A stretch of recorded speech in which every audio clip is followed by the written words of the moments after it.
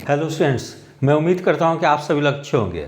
बिहार दरोगा विज्ञापन जो आने वाली थी वो विकलांगों को आरक्षण देने के लिए समान प्रशासन और पुलिस मुख्यालय की एक बैठक हुई थी। उसमें सहमति नहीं बन पाने के कारण बिहार दरोगा की विज्ञापन अब तक नहीं आ सकी है और उम्मीद है कि आने वाले सप्ताह में पुनः समान प्रशासन और पुलिस मुख्यालय के बीच में एक बैठक होगी और उम्मीद की जा रही है कि उसमें किसी न किसी निष्कर्ष पे समान प्रशासन और पुलिस मुख्यालय पहुंच जाएगी कि विकलांगों को आरक्षण दी जानी चाहिए या नहीं। समान प्रशासन का तर्क है कि जैसे अन्य परीक्षाओं में विकलांगों को आरक्षण दी जाती है, उसी प्रकार से बिहार दरोगा की परीक्षा में भी विकलांगों को आरक्षण दी जाए। जबकि पुलिस मुख्यालय का तर्क है कि चूंकि बिहार दरोगा में फिजिकली फिट होने की काफ़ी आवश्यक होती है, इसीलिए बिहार दरोगा की परीक्षा में विकलांगों को आरक्षण नहीं दी जा सकती है। इसीलिए अगले कुछ सप्ताह में जो भी इस पे बैठक होगी उसमें निश्चित रूप से पुलिस मुख्यालय और समान प्रशासन के बीच में आम सहमति बन जाने की संभावना है। तो अब मैं आपको बता दूं कि बिहार दरोगा के विज्ञापन तो निश्चित रूप से चाहे वो फरवरी माह में आनी हो या मार्च माह में आनी हो, आएगी तो निश्चित रूप से। लेकिन जो भी स्टूडेंट इसकी तैयारी कर रहे हैं वे लोग अभी से इसकी तैयारी में गंभीरतापूर्वक लग जाए, क्योंकि एक बार विज्ञापन आ जाएगी तो आप लोग को बहुत ज़्यादा समय नहीं दी जाएगी और विज्ञापन आने के 2 महीने के अंदर में ही आपकी पीटी ले ली जाएगी और 15-20 दिन में पीटी की रिजल्ट देने के बाद उसके 15-20 दिन के बाद हो सकता है मेंस ले ली जाए और मेंस की रिजल्ट आने के बाद 15-20 दिन के बाद फिजिकल भी शुरू कर दी जाए। और किसी भी स्थिति में विधानसभा चुनाव के पहले जो है कि बिहार दरोगा के जो सफल अभ्यर्थी होंगे उन लोग को ज्वाइनिंग दे दी जाएगी। इसलिए एक बार बिहार दरोगा की प्रक्रिया शुरू हो जाएगी तो आप लोग को तैयारी के लिए बहुत ज़्यादा समय नहीं मिलेगी। इसलिए मैं आप लोग को अभी से कहूँगा कि आप लोग बिहार दरोगा की जो 3 स्टेज है भर्ती की यानी रिक्रूटमेंट की, वो तीनों स्टेज की तैयारी अभी से ही शुरू कर दें, जिससे कि आप लोग अंतिम रूप से चयनित हो सके।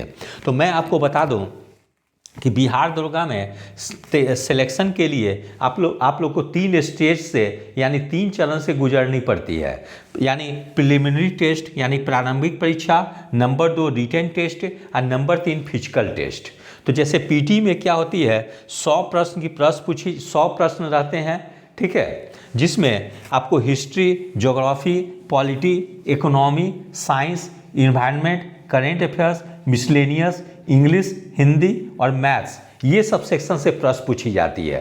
वर्ष 2024 में जो परीक्षा आयोजित की गई थी, चाहे बिहार दरोगा की हो या बिहार एक्साइज सब इंस्पेक्टर की, उसमें एक नई चीज़ देखने को मिली कि अब इंग्लिश और हिंदी से भी प्रश्न पूछी जा रही है। इसीलिए आप लोग क्या करेंगे, अभी से तैयारी करेंगे तो आप लोग हिस्ट्री, पॉलिटी, ज्योग्राफी तो पढ़ेंगे ही, साथ में इंग्लिश पे भी फोकस करेंगे, क्योंकि पूर्व की परीक्षाओं में 2 ही प्रश्न इंग्लिश की पूछी गई है। हो सकता है कि आने वाली जो बिहार दरोगा की परीक्षा है उसमें 4-5 प्रश्न इंग्लिश से पूछ दी जाए। इसलिए इंग्लिश में विशेषकर जो टॉपिक मैं बता रहा हूँ, जैसे हो गई voice, narration, common errors, idiom and phrases, fill in the blanks, ये सब सेक्शन को आप अच्छे तरीके से तैयार कर लेंगे, जिससे कि इस सेक्शन से अगर प्रश्न पूछी जाए तो आप बेहतर परफॉर्म कर सके। उसके अलावा बिहार दरोगा की प्रीवियस ईयर प्रश्न को देखेंगे तो 3 सेक्शन से प्रश्न जो है काफ़ी कठिन पूछी जाती है। वो 3 सेक्शन कौन सी है, जैसे इकोनॉमिक्स से प्रश्न पूछी जाती है, साइंस से और करेंट अफेयर्स, ये 30 प्रश्न सेक्शन मिला के ही लगभग 40 प्रश्न पूछ दी जाती है। और ये मेरिट निर्धारित करने में यानी पीटी एग्जाम में सफलता दिलाने में महत्वपूर्ण भूमिका अदा करती है, क्योंकि ये 3 सेक्शन में ही स्टूडेंट को ज़्यादा प्रॉब्लम होती है, चाहे इकोनॉमिक्स हो, साइंस हो या करेंट अफेयर्स हो। इसलिए इस 3 सेक्शन को अच्छे से तैयार कर लेंगे। इकोनॉमिक्स के लिए आप लोग क्या करेंगे, 9, 10, 11, 12 के जो एनसीईआरटी बुक जो है उसको अच्छे से पढ़ लेंगे, ठीक है। वहाँ से अगर आप पढ़ लेते हैं तो मैं समझता हूँ कि फिर आपको इकोनॉमिक्स में दिक्कत नहीं होगी। फिर साइंस में भी आप लोग क्या करेंगे कि 9, 10, 11, 12 एनसीईआरटी अच्छे ढंग से पढ़ लेंगे, जिससे कि आप साइंस में चूँकि हाई लेवल की क्वेश्चन पूछ दी जाती है, आप यदि एनसीईआरटी 9 से 12 तक पढ़ लेते हैं तो फिर आपको कोई दिक्कत नहीं होगी। उसी तरह से करंट अफेयर्स से भी प्रश्न जो लेवल हाई रहती है, इसलिए आप लोग क्या करेंगे, प्रतिदिन एक न्यूज़पेपर को ही पढ़ेंगे। उसके अलावा जैसे घटना चक्र की वार्षिकांक आती है या जुटेरिया की वार्षिकांक आती आती है उसको पढ़ लेंगे। अगर इतना चीज़ पढ़ लेंगे तो मैं समझता हूँ करंट अफेयर्स में भी आप काफ़ी बेहतर परफॉर्म करेंगे। और ये 3 सेक्शन आप अच्छे से तैयार कर लेते हैं तो मैं समझता हूँ पीटी आप इजीली क्वालिफाई कर जाएंगे। और मेंस और पीटी के क्वेश्चन की कंपेयर करें तो मेंस से ज़्यादा टफ क्वेश्चन पीटी में पूछी जाती है, क्योंकि पीटी में 4-5 लाख स्टूडेंट अप्लाई करते हैं और पीटी की लेवल इसीलिए आयोग जो है कि तो हाई लेवल की रखती है, क्योंकि पीटी जिसके चलते पीटी काफ़ी टफ हो जाती है। इसलिए पीटी में आप लोग कोशिश करेंगे कि 70 क्वेश्चन बन जाए। अगर आप 70 क्वेश्चन बना देते हैं तो मैं समझता हूँ कि पीटी आपकी निश्चित रूप से क्लियर हो जाएगी। फिर हम लोग जैसे रिटेन की बात करें तो रिटेन में भी 100 प्रश्न पूछी जाती है। उसमें जैसे history, geography, polity, science, economics ये सबसे प्रश्न तो पूछी जाती है ही है, साथ में मैथ्स और रीजनिंग से भी प्रश्न पूछ दी जाती है। इसीलिए आप लोग मैथ्स और रीजनिंग को बिल्कुल अच्छे ढंग से तैयार कर लेंगे, क्योंकि मैथ्स और रीजनिंग काफ़ी स्कोरिंग रहती है। थोड़ा सा भी आप तैयारी कर लेते हैं तो इसमें आप जो है कि सभी प्रश्न को सॉल्व कर सकते हैं। और एक चीज़ और देखने को मिलती है कि पूर्व की परीक्षाओं में मेंस की एग्जाम में करंट अफेयर से प्रश्न पूछे नहीं जाती थी, लेकिन पिछले वर्ष जो मेंस की परीक्षा आयोजित की गई थी उसमें करंट अफेयर से भी मेंस में प्रश्न पूछ दी गई थी। इसलिए पीटी में जो सिलेबस जो है जितने टॉपिक से प्रश्न पूछी जाती है उसको तो आप लोग तैयार करेंगे ही, साथ में मैथ्स और रीजनिंग को भी बेहतर ढंग से तैयार कर लेंगे, जिससे कि आप मेंस में बेहतर परफॉर्म कर सके। क्योंकि आपकी फाइनल मेरिट लिस्ट जो है वो मेंस के मार्क्स पे ही बनती है। आप मेंस में ही जब अच्छा करेंगे तभी आप फाइनली सेलेक्टेड हो पाएंगे।